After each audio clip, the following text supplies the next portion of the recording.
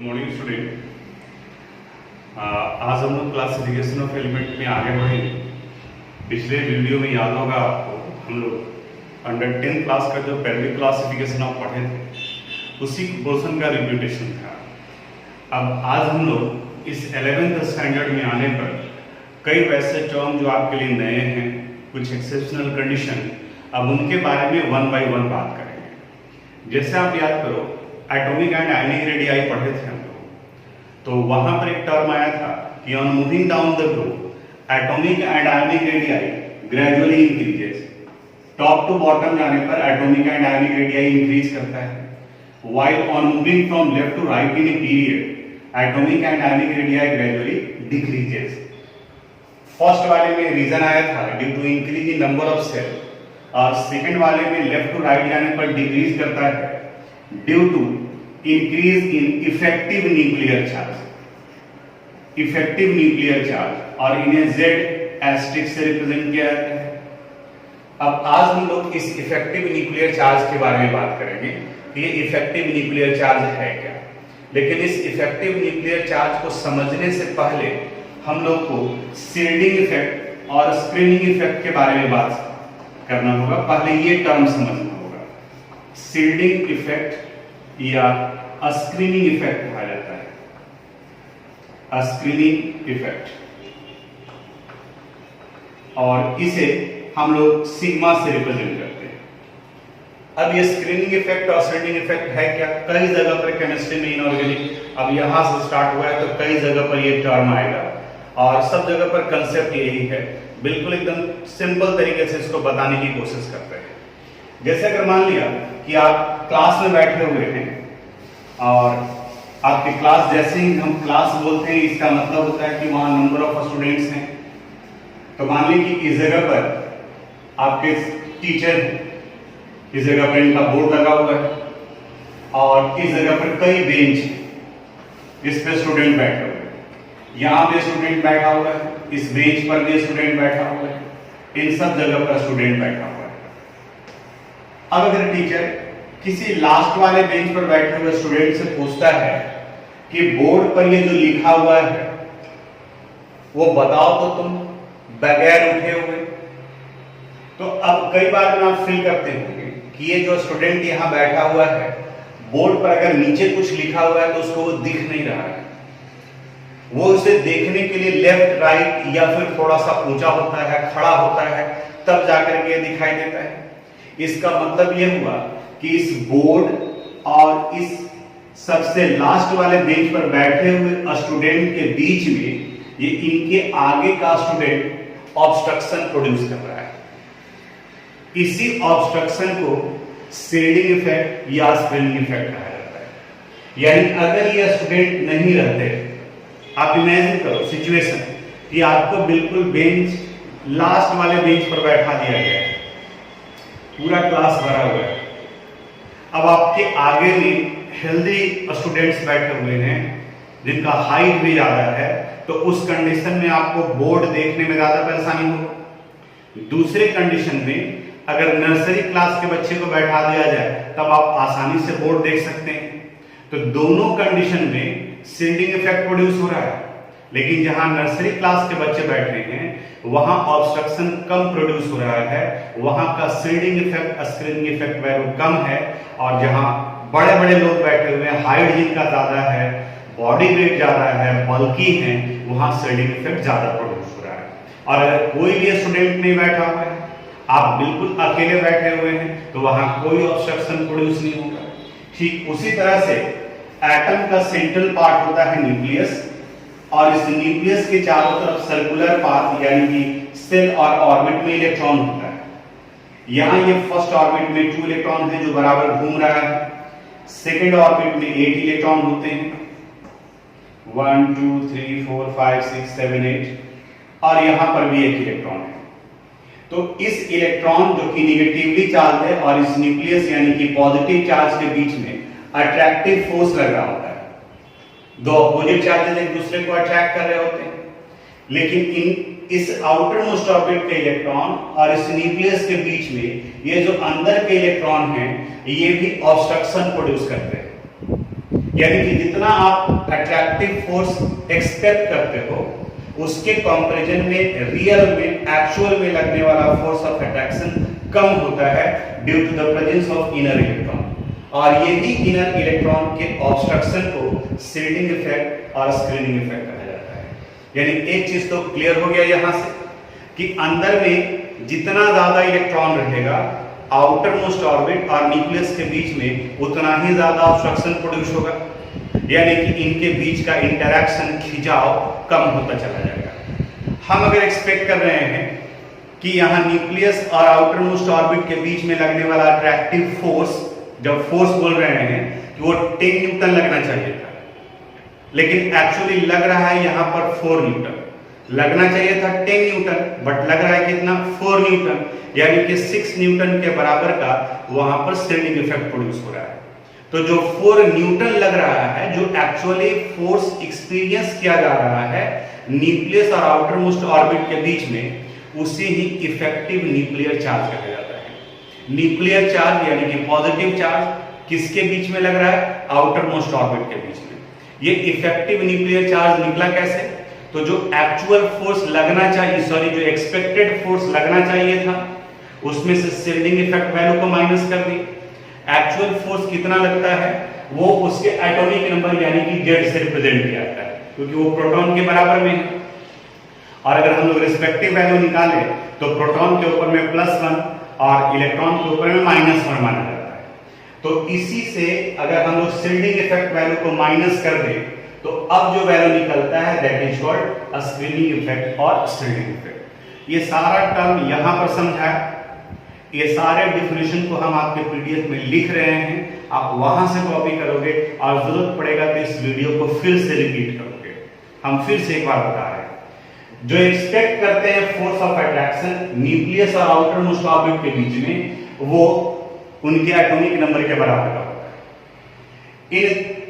Inner most orbit में present electron की वजह से जो ऑब्स्ट्रक्शन प्रोड्यूस होता है उसे स्क्रीनिंग इफेक्ट या शील्डिंग इफेक्ट कहा जाता है। इसे सिग्मा से रिप्रेजेंट करते हैं और इन दोनों का जो डिफरेंस होगा that is called effective nuclear charge. तो एटॉमिक नंबर तो हर एक एलिमेंट का पता है। अब अगर हम लोग सिग्मा के वैल्यू को निकाल लें तो इफेक्टिव न्यूक्लियर चार्ज का वैल्यू हम लोग कैलकुलेट कर सकते हैं। वैसे एनसीईआरटी ने इसका डिस्कशन नहीं किया है, साइड रूप में किया है और कुछ एक साइड रूप में और कई टर्म भी यूज किए, लेकिन हम जो 3 पॉइंट बता रहे हैं उसको आप ध्यान में रखो, आपके लेवल का जितना रिक्वायरमेंट है वो फुलफिल हो जाएगा। एक चीज सिर्फ आप ध्यान रखना कि केमिस्ट्री यही खत्म नहीं हो रहा है, हमें हर एक स्टेप में जैसे जैसे आगे बढ़ते हैं हमें कुछ न कुछ ऐड करना होता है, अपने जानकारी को बढ़ाना होता है। तो सब कुछ संभव नहीं है कि यहीं पर हम केमिस्ट्री 11th में सीख जाए। तो अगर सब 11th में ही सीख जाएंगे तो ग्रेजुएशन में क्या करेंगे, पोस्ट ग्रेजुएशन में क्या करेंगे, और जब फिर आपको पीएचडी करना होगा, रिसर्च वर्क करना होगा तो वहां पर आप क्या करेंगे? तो जितना बता रहे हैं उतने पर आप फोकस करें। पहला पॉइंट क्या रखना है ध्यान में कि अगर सेम सेल यानी कि आउटर मोस्ट ऑर्बिट में प्रेजेंट इलेक्ट्रॉन के द्वारा स्क्रीनिंग इफेक्ट प्रोड्यूस किया जा रहा है तो इनका कंट्रीब्यूशन होता है 0.35। सेकेंड लास्ट ऑर्बिट में प्रेजेंट इलेक्ट्रॉन के द्वारा जो प्रोड्यूस किया जाता है वो कंट्रीब्यूशन होता है 0.85 और इसके अलावा जो भी अंदर की तरफ रेस्ट इलेक्ट्रॉन है उनका कंट्रीब्यूशन होता है 1.0। सबसे लास्ट वाले ऑर्बिट में यानी कि वैलेंस सेल में जो इलेक्ट्रॉन प्रेजेंट है अगर वो ऑब्स्ट्रक्शन प्रोड्यूस करते हैं तो वो कम ही करेंगे, तो उनका वैल्यू सिर्फ 0.35 है। सेकेंड लास्ट ऑर्बिट जिन्हें पेनल्टीमेट सेल भी कहा जाता है उसमें प्रेजेंट इलेक्ट्रॉन का कंट्रीब्यूशन होता है 0.85 और उसके अलावा अंदर में जितने सारे ऑर्बिट हैं उन सब के इलेक्ट्रॉन का कंट्रीब्यूशन होता है 1.0। बस यही 3 पॉइंट आप ध्यान में रखोगे, शील्डिंग इफेक्ट का वैल्यू निकल जाएगा और जब शील्डिंग इफेक्ट निकल जाएगा तो फिर उसके बाद में बाकी का वैल्यू भी निकाल सकते हैं। हम यहाँ इत्मीनान से 3-4 क्वेश्चन बताते हैं, उसको आप ध्यान से देखोगे। शील्डिंग इफेक्ट कैसे निकाल रहे हैं, इफेक्टिव न्यूक्लियर चार्ज कैसे निकाल रहे हैं। जैसे अगर हम लोग कार्बन की बात करते हैं कार्बन का एटॉमिक नंबर 6 है, तो पहले इसका कॉन्फ़िगरेशन लिखो 2 4। अब जब भी हम लोग कैलकुलेशन शुरू करते हैं तो आउटर मोस्ट ऑर्बिट से करेंगे, यानी कि पीछे से करेंगे, वहां से स्टार्ट करेंगे। अब यहां सिग्मा का वैल्यू निकाल रहे हैं। देखो आउटर मोस्ट ऑर्बिट में 4 इलेक्ट्रॉन है, तो किसी एक इलेक्ट्रॉन का जब आप निकाल रहे हो तो वो खुद तो ऑब्स्ट्रक्शन प्रोड्यूस करेगा नहीं, जैसे ऐसे सब। अगर मान लीजिए कि किसी क्लास में 5 student, total number of student 5 है, इसमें से एक स्टूडेंट गया और टीचर के पास में कंप्लेन करता है कि सर मेरे क्लास के सारे बच्चे हमें डिस्टर्ब करते हैं। ध्यान से समझना, उस क्लास का स्ट्रेंथ है 5, उसमें से एक बच्चा जाकर कंप्लेन करता है कि सर इस क्लास के सारे बच्चे हमको डिस्टर्ब करते हैं। तो आप बता सकते हो इस स्टूडेंट को कितना बच्चा डिस्टर्ब कर रहा है? 4। वो खुद अपने आप को तो डिस्टर्ब करेगा नहीं, तो उसको लगा करके वो 5 था। तो उसी तरह से आउटर मोस्ट ऑर्बिट जब भी काउंट करोगे तो एक इलेक्ट्रॉन तो वो खुद होगा जिसका आप स्क्रीनिंग इफेक्ट निकाल रहे हो, तो उसके अलावा जो बचेगा उसको काउंट करेंगे। तो इधर से स्टार्ट करते हैं, तो यहाँ कितना बचा रह गया? 3। तो 3 इंटू 0.35 प्लस बाकी कितना इलेक्ट्रॉन है? 2, तो 2 इंटू 0.85। अब इसको सोल्व करो, आप इसको 3 से मल्टीप्लाई करो, 1.05, और इन्हें 2 से मल्टीप्लाई करते हैं 1.70, इट मीन्स 2.75। ये किसका वैल्यू आ गया? सिग्मा का। Z यानी कि एटॉमिक नंबर के बराबर ये वैल्यू 6 है।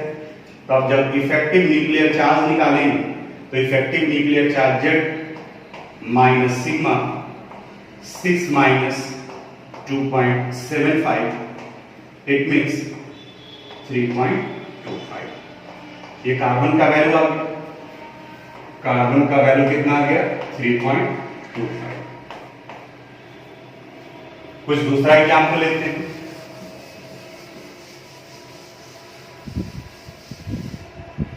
जैसे हम सोडियम का निकालते हैं, सोडियम का लेवल है, कॉन्फ़िगरेशन लिखो 2 8 1। सिग्मा निकालते हैं, किधर से काउंट करेंगे हम लोग? राइट साइड से, रिवर्स में लेंगे। तो ये हो गया आपका आउटर मोस्ट से, ये पेरेंटीमेट से, और बाकी इधर वाला सब इनर। तो आउटर मोस्ट में एक ही इलेक्ट्रॉन है, और आपको बताया था कि एक इलेक्ट्रॉन कम करके रखना है, यानी कि इस जगह पर सिर्फ 1 था तो उससे कम करेंगे तो 0 हो गया। इनका कंट्रीब्यूशन कितना होता है? 0.35। इसके अलावा ये सेकंड 8 इंटू 0.85, और फिर इसके अंदर में जितने सारे हैं उन सबको ले लेंगे, तो सिर्फ 2 ही इलेक्ट्रॉन है, तो 2 इंटू 1.0, ये वैल्यू आ गया 0। इसे 8 से मल्टीप्लाई करेंगे,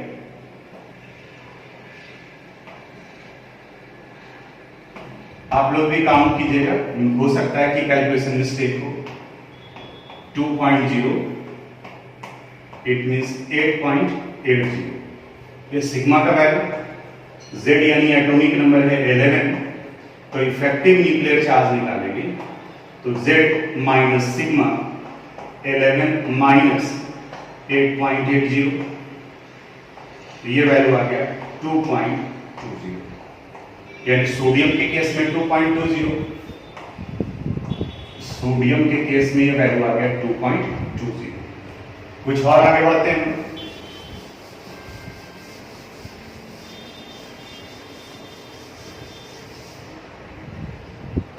अगर हमें कैल्शियम का निकालना है 20,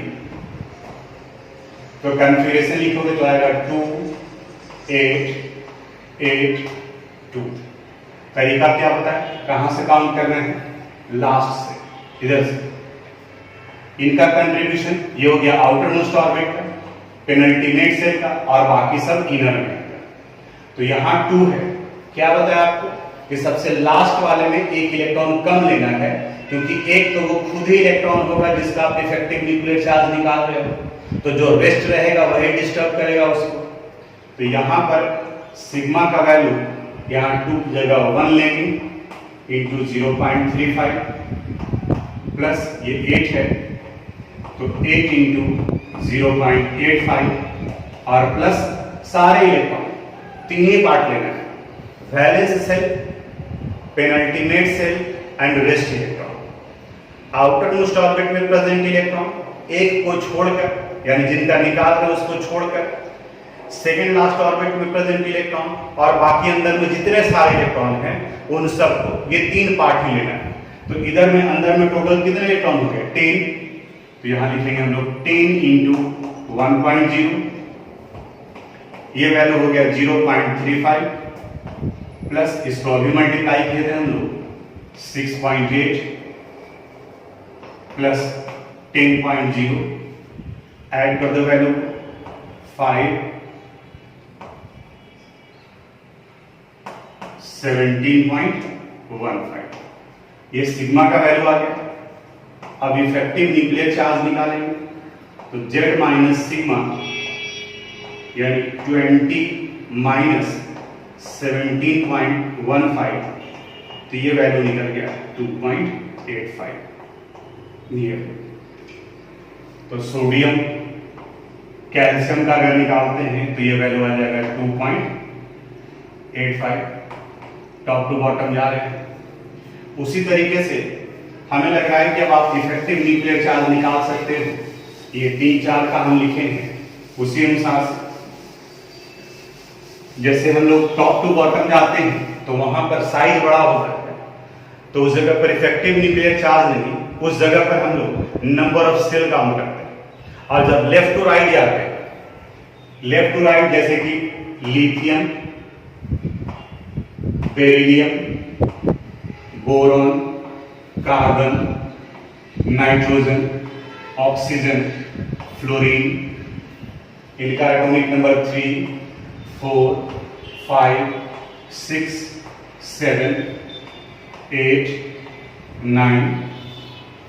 अब इनका कॉन्फ़िगरेशन लिखो, लिथियम का आ जाएगा 2-1, यहां 2-2, इस जगह पर 2-3, कार्बन का 2-4, नाइट्रोजन 2-5, ऑक्सीजन 2-6, फ्लोरीन 2-7।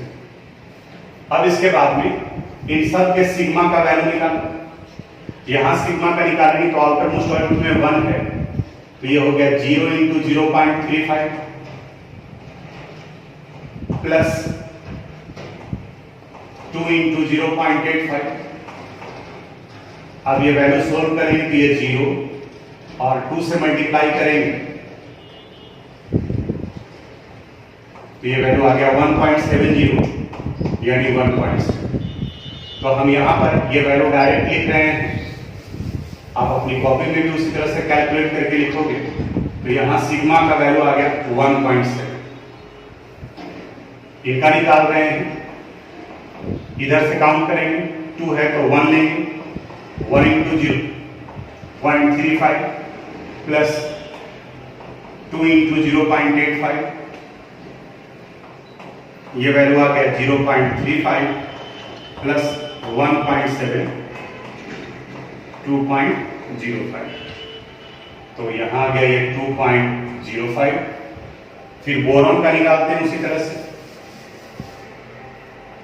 बोरॉन के लिए जब कैलकुलेट करेंगे तो यहां 3 है, तो बताओ कितना लेंगे, 2 इंटू 0.35 प्लस बाकी का 2 है, सेकेंड है तो 0.85।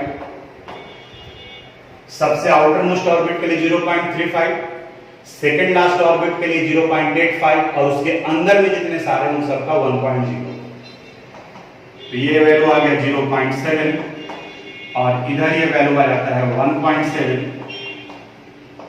तो ये वैल्यू आ गया 2.4, तो यहाँ 2.4। अब ये बाकी छोड़ दे रहे हैं आपके लिए कि आप इसी तरह से कैलकुलेट करके लिखोगे। अब इफेक्टिव न्यूक्लियर चार्ज निकालते हैं तो यहां इनका वैल्यू आ गया 3 माइनस 1.7, इट मीन्स 1.3। ये 4 है तो 4 माइनस 2.05 इसका मतलब हो गया 1.95, 5 माइनस 2.4, इसका मतलब हो गया 2.6। अब आप देखो लेफ्ट टू राइट जा रहे हैं तो number of cell same. As we move from left to right in a period, number of cells remain constant. तो सेल कांस्टेंट है तो लग रहा है कि इनका साइज ऑलमोस्ट सेम होना चाहिए, but the effective nuclear charge gradually increases. यहां 1.3 था, यहां 1.95 हो गया और यहां 2.6 हो गया। यानी कि लेफ्ट टू राइट जाने पर इफेक्टिव न्यूक्लियर चार्ज का वैल्यू इंक्रीज कर रहा है। तो इफेक्टिव न्यूक्लियर चार्ज यानी कि न्यूक्लियस और आउटर मोस्ट ऑर्बिट में प्रेजेंट इलेक्ट्रॉन के बीच का खिंचाव बढ़ रहा है। तो जब खिंचाव बढ़ेगा तो साइज छोटा होगा। तो यही वजह है कि लेफ्ट टू राइट जाने पर एटम का साइज सेम सेल होते हुए भी छोटा होता चला जाता है। यानी कि साइज क्यों छोटा होता है जबकि सेल सेम है, उसे समझाने के लिए इतना सारा टर्म करना पड़ा। तो अब आपका ये काम रहा कि कार्बन, नाइट्रोजन, ऑक्सीजन, फ्लोरीन, इन सभी का वैल्यू आप यहां निकाल लोगे और अगर कहीं कुछ क्वेश्चन मिले प्रैक्टिस के लिए तो उसको आप बनाओगे। तो ये effective nuclear charge, shielding effect जिसे स्क्रीनिंग इफेक्ट कहा जाता है, उसके बारे में बताएंगे। अब हम लोग आयोनाइजेशन एंथैल्पी के बारे में बात करेंगे। आयोनाइजेशन एंथैल्पी का डेफिनेशन समझा दिए। किसी भी आइसोलेटेड गैसियस एटम के आउटर मोस्ट ऑर्बिट से इलेक्ट्रॉन निकालने के लिए जो आप एनर्जी देते हैं, that is called ionisation enthalpy. और आयोनाइजेशन एंथैल्पी का जनरल ट्रेंड होता है साइज का ये इनवर्सली प्रोपोर्शनल है। तो टॉप टू बॉटम जाने पर साइज इंक्रीज करता है तो आयोनाइजेशन एंथैल्पी का वैल्यू डिक्रीज करेगा, और लेफ्ट टू राइट जाने पर आयोनाइजेशन एंथैल्पी का वैल्यू इंक्रीज करता है। एक्सेप्शन लेफ्ट टू राइट जाने पर होता है। कहां पर एक्सेप्शन है इसके बारे में बात करते हैं। जैसे lithium, beryllium, boron, carbon, nitrogen, oxygen, fluorine, neon, inert gases को छोड़ दी। जनरल ट्रेंड के अनुसार से लेफ्ट टू राइट जाने पर इंक्रीज करता है। तो लिथियम से बेरिलियम का ज्यादा हो, बेरिलियम से बोरॉन का ज्यादा हो, बोरॉन से कार्बन का ज्यादा हो, कार्बन से नाइट्रोजन का ज्यादा हो, नाइट्रोजन से ऑक्सीजन का, और ऑक्सीजन से फ्लोरीन का। अगर ये ट्रेंड को फॉलो किया जाता तब तो कोई परेशानी नहीं था, कोई एक्सेप्शन ही नहीं आता। लेकिन परेशानी यहां पर है इस नाइट्रोजन और ऑक्सीजन के बीच में। यानी आयोनाइजेशन एंथैल्पी वैल्यू नाइट्रोजन से ऑक्सीजन का ज्यादा होना चाहिए था, लेकिन एक्सेप्शनली नाइट्रोजन का आयोनाइजेशन एंथैल्पी वैल्यू ज्यादा होता है इन कंपैरिजन टू ऑक्सीजन। और जब ये एक्सेप्शनल कंडीशन आया तो बहुत ही इंपॉर्टेंट क्वेश्चन बन गया। इवन 12th में भी पूछता है कि why the ionization enthalpy of nitrogen is higher than that of oxygen. और ये न सिर्फ इसी में बल्कि इसके नीचे वाले में भी सेम ट्रेंड को फॉलो करता है। नाइट्रोजन के नीचे में फास्फोरस आता है और ऑक्सीजन के नीचे में सल्फर आता है। तो फास्फोरस का ज्यादा होता है कंपैरिजन टू सल्फर। अब इसका रीजन इसके इलेक्ट्रॉनिक कन्फिगरेशन में छुपा हुआ है। नाइट्रोजन का एटॉमिक नंबर 7 है। इनका इलेक्ट्रॉनिक कन्फिगरेशन लिखेंगे तो इलेक्ट्रॉनिक कन्फिगरेशन आता है हीलियम 2s2 और 2p3, और ऑक्सीजन का एटॉमिक नंबर 8 होता है। इनका कन्फिगरेशन होगा हीलियम 2s2 और 2p4। यहां p3 है और यहां p4 है। आपको एक जगह पर स्ट्रक्चर ऑफ एटम में इलेक्ट्रॉनिक कन्फिगरेशन के समय में बताया थे कि हाफ फिल्ड और फुल फिल्ड का स्टेबिलिटी बाकी दूसरे के कंपैरिजन में ज्यादा होता है, और जो एटम जितना ज्यादा स्टेबल होगा वहां से इलेक्ट्रॉन निकालने के लिए आपको ज्यादा एनर्जी खर्च करना पड़ेगा। जैसे इनर्ट गैस का इलेक्ट्रॉनिक कन्फिगरेशन सबसे ज्यादा स्टेबल है, इसलिए इनर्ट गैस से इलेक्ट्रॉन इजीली नहीं निकलता है और इस वजह से वो इनर्ट बिहेवियर शो करते हैं। तो हीलियम के केस में 2p3 है। p सबसेल में मैक्सिमम 6 इलेक्ट्रॉन आता है, और इसी का अगर हाफ फील्ड देखें हम लोग तो हाफ फील्ड 3 होगा। तो यानी कि p के केस में 6 फुल फील्ड हो गया और 3 हाफ फील्ड हो गया।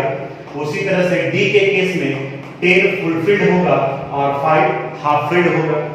तो यहां बताया जाता है कि नाइट्रोजन का स्टेबल इलेक्ट्रॉनिक कॉन्फ़िगरेशन है, हाफ फिल्ड पी ऑर्बिटल है, इसीलिए एक्सेप्शनली नाइट्रोजन का आयोनाइजेशन एंथैल्पी वैल्यू हाई होता है इन कंपैरिजन टू ऑक्सीजन। फिर से why the ionization enthalpy of nitrogen is exceptionally higher than that of oxygen? तो आपको आंसर बताना होगा कि nitrogen has half filled p orbital and therefore it has extra stable electronic configuration in comparison to oxygen, और इस stable electronic configuration की वजह से ही नाइट्रोजन से इलेक्ट्रॉन निकालने के लिए आपको ज्यादा एनर्जी खर्च करना पड़ता है, यानी कि इनके आयोनाइजेशन एंथैल्पी का वैल्यू ऑक्सीजन से बढ़ जाता है। इसी तरीके से बिल्कुल सेम कंसेप्ट इसके ठीक नीचे भी आता है। लिथियम के नीचे आएगा सोडियम, इससे ज्यादा होता है मैग्नीशियम का, इससे ज्यादा होता है एल्युमिनियम का, इससे ज्यादा होता है सिलिकॉन का, इससे ज्यादा होता है फास्फोरस का, इससे ज्यादा होना चाहिए था सल्फर का और फिर क्लोरीन का, लेकिन यहां पर भी एक्सेप्शनली फास्फोरस का ज्यादा आ जाता है इन कंपैरिजन टू सल्फर। और इस जगह पर भी अगर कॉन्फ़िगरेशन देखोगे तो फास्फोरस का कॉन्फ़िगरेशन हाफ फिल्ड है, तो इस वजह से ये ज्यादा। तो ये पीरियड में दो जगह पर चेंजेस आया, दोनों जगह पर हाफ फिल्ड ऑर्बिटल के कॉन्फ़िगरेशन की वजह से आता है। वही बात फिर यहां पर चेंजेस आता है बेरिलियम और बोरॉन और मैग्नीशियम और एल्युमिनियम के केस में। बेरिलियम का एटॉमिक नंबर 4 होता है, इनका कॉन्फ़िगरेशन लिखोगे तो ये हीलियम 2s2 आएगा, और बोरॉन का एटॉमिक नंबर 5 है, इनका कॉन्फ़िगरेशन लिखेंगे तो ये हीलियम 2s2 और 2p1 आता है। अब देखो ये s फुलफिल्ड ऑर्बिटल हो गया, जबकि ये p ना तो फुलफिल्ड है और ना तो हाफ फिल्ड है। वही फिर मैग्नीशियम और एल्युमिनियम के केस में आएगा, यानी यहां पर भी एक्सेप्शनली बेरिलियम का वैल्यू ज्यादा हो जाता है इन कंपैरिजन टू बोरॉन, और मैग्नीशियम का आयोनाइजेशन एंथैल्पी वैल्यू ज्यादा होता है इन कंपैरिजन टू एल्युमिनियम। तो ये दो जगह पर एक्सेप्शन आया। अब ये पार्ट इसके पहले वाले क्लास में नहीं बताया, क्योंकि एक ही साथ में कंफ्यूजन होना शुरू हो जाता है। अभी आपको बता रहे होंगे तो यहाँ दिख रहा होगा कि इनका स्टेबल कॉन्फ़िगरेशन है, और इस स्टेबल कॉन्फ़िगरेशन की जगह से दो जगह पर एक्सेप्शन आ गया। एक बेरिलियम का ज्यादा हो गया बोरॉन से, दूसरा नाइट्रोजन का ज्यादा हो गया ऑक्सीजन। बेरिलियम का ज्यादा हो गया क्योंकि ये 2s2 हो गया, नाइट्रोजन का ज्यादा हो गया क्योंकि ये 2p3 हो गया, half filled p orbital. Magnesium में 3s2 आएगा और यहां पर ये 3p3 आएगा। तो पीरियड में ये दो जगह पर एक्सेप्शन आता है, ये सेकंड पीरियड में, सेकंड ग्रुप में, और ये ग्रुप 15th में आता है। अब हम लोग ग्रुप में वेरिएशन को मेजर करते हैं। हालांकि आपके इलेक्ट्रॉनिक कॉन्फ़िगरेशन में यही क्वेश्चन है कि बेरिलियम का ज्यादा क्यों है बोरॉन से, मैग्नीशियम का ज्यादा क्यों है एल्युमिनियम से, लेकिन एस ब्लॉक जब पढ़ेंगे तो वहां पर आयोनाइजेशन एंथैल्पी से ही रिलेटेड क्वेश्चन होगा, जिसमें कहा जाता है कि the first ionization enthalpy of magnesium is higher than that of sodium, but the second ionization enthalpy of sodium is higher than that of magnesium. Give reason. तो जब ionisation enthalpy discuss कर ही रहे हैं तो उस वाले क्वेश्चन को भी हम लोग यही डिस्कस कर लेते हैं। बिल्कुल एकदम इत्मीनान से समझिएगा। ये क्वेश्चन आपको एनसीईआरटी में मिलेगा एस ब्लॉक एलिमेंट में, वहां पर। अब थोड़ा सा इसके बारे में कि फर्स्ट आयोनाइजेशन एंथैल्पी और सेकंड आयोनाइजेशन एंथैल्पी कर रहे हैं, इसका मतलब क्या हुआ। जो जैसे अगर किसी एटम को आप ले रहे हो, सोडियम को लेते हैं, सोडियम का एटॉमिक नंबर है 11, इनका कॉन्फ़िगरेशन लिखेंगे तो 281 होगा, आउटर मोस्ट ऑर्बिट में 1 इलेक्ट्रॉन। अब जब यहां से आप 1 इलेक्ट्रॉन रिमूव करते हैं तो ये सोडियम कन्वर्ट कर जाएगा सोडियम आयन, और इस वक्त में इस आउटर मोस्ट ऑर्बिट के इलेक्ट्रॉन को रिमूव करने के लिए जो आप एनर्जी दे रहे हैं, that is called first ionization enthalpy. इसे फर्स्ट आयोनाइजेशन एंथैल्पी कहा जाता है। अब जब सोडियम आयन में कन्वर्ट कर गया तो इनका कॉन्फ़िगरेशन हो गया 2s। अब यहां से जब आप इलेक्ट्रॉन निकालना शुरू करेंगे तो अब ये जो इलेक्ट्रॉन यहां से निकालोगे तो अब ये कन्वर्ट कर जाएगा Na2 प्लस में। अब इनका कन्फिगरेशन हो जाएगा 2 सेकंड, और ये दूसरे इलेक्ट्रॉन को निकालने के लिए आप जो एनर्जी दे रहे हैं that is called second ionizing enthalpy. चूंकि एटम के कंपैरिजन में कैटायन का साइज हमेशा छोटा होता है, जितना छोटा साइज होगा न्यूक्लियस और इलेक्ट्रॉन के बीच का इंटरेक्शन उतना ही ज्यादा होगा। उस इलेक्ट्रॉन को निकालने के लिए आपको ज्यादा एनर्जी खर्च करना पड़ेगा। यानी किसी भी एटम में फर्स्ट आयोनाइजिंग एंथैल्पी के रिस्पेक्ट में उसके सेकंड आयोनाइजिंग एंथैल्पी का वैल्यू ज्यादा होगा, सेकंड आयोनाइजिंग एंथैल्पी के रिस्पेक्ट में थर्ड का ज्यादा होगा, यानी कि वो आगे की तरफ में बढ़ता जाएगा। तो यानी सोडियम में भी देखो, ऐसे भी देखो, अभी इसके आप थर्ड सेल से इलेक्ट्रॉन निकाल रहे हैं और अब कहां से निकालना पड़ रहा है? सेकंड सेल से। दूसरा, जैसे ही वन इलेक्ट्रॉन आप रिमूव किए अब ये इनर्ट गैस में कन्वर्ट कर गया, ज्यादा स्टेबल हो गया, तो हमेशा फर्स्ट से सेकंड का आयोनाइजिंग एंथैल्पी का वैल्यू ज्यादा होता है। तो हमें लग रहा है कि अब ये first ionizing enthalpy, second ionizing enthalpy, third ionizing enthalpy ये समझ में आ गया होगा।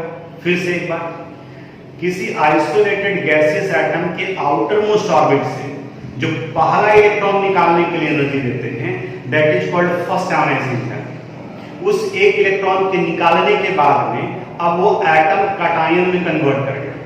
अब वहां से आप जो दूसरा इलेक्ट्रॉन रिमूव कर रहे हैं उसके लिए जो आप एनर्जी दोगे that is called second ionizing enthalpy. उसी तरह से थर्ड इलेक्ट्रॉन के लिए third ionizing enthalpy, fourth ionizing enthalpy, ये वैल्यू बढ़ेगा। अब फिर क्वेश्चन पर आते हैं, सोडियम और मैग्नीशियम को कंपेयर किया जाए तो यहां दोनों तीनों पॉइंट भी ध्यान में रखना होगा, स्टेबिलिटी भी देखना होगा, साइज भी देखना होगा। तो इस जगह पर हम लोग सोडियम को रखते हैं 11 और इस जगह पर हम लोग मैग्नीशियम को रखते हैं ये 12 है। सोडियम का इलेक्ट्रॉनिक कॉन्फ़िगरेशन लिखेंगे तो ये आएगा नियॉन 3s1, इनका कॉन्फ़िगरेशन लिखेंगे तो ये आएगा नियॉन 3s2।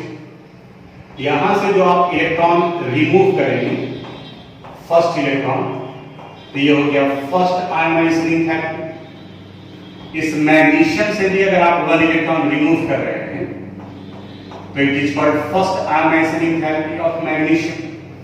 अब दोनों को कंपेयर करो, लेफ्ट टू राइट जाने पर एटम का साइज छोटा होता है, दोनों में थर्ड सेल से ही इलेक्ट्रॉन निकाल रहे हैं। ये एस हाफ फिल्ड है और ये एस फुल फिल्ड है, तो हाफ फिल्ड से ज्यादा स्टेबल हो गया फुल फिल्ड। तो इसका मतलब ये हुआ कि फर्स्ट आयोनाइजिंग एंथैल्पी मैग्नीशियम का ज्यादा होगा क्योंकि ये फुल फिल्ड एस ऑर्बिटल है इन कंपैरिजन टू सोडियम। तो यहां पर कंक्लूजन ये हम लोग लिख सकते हैं कि the first ionizing enthalpy, first ionization enthalpy of sodium के रिस्पेक्ट में फर्स्ट आयोनाइजेशन एंथैल्पी मैग्नीशियम का ज्यादा होगा। रीजन क्यों ज्यादा होगा? क्योंकि इसका कॉन्फ़िगरेशन ज्यादा स्टेबल है। अब यहां से जब आप वन इलेक्ट्रॉन रिमूव कर दिए तो अब ये कन्वर्ट कर गया नियॉन में, या इसको ऐसे लिख दे पहले Na+ और इनका कॉन्फ़िगरेशन हो गया नियॉन। मैग्नीशियम से जब आप एक इलेक्ट्रॉन रिमूव किए तो अब ये कन्वर्ट कर गया Mg+ में और इनका कॉन्फ़िगरेशन हो गया नियॉन 3s1।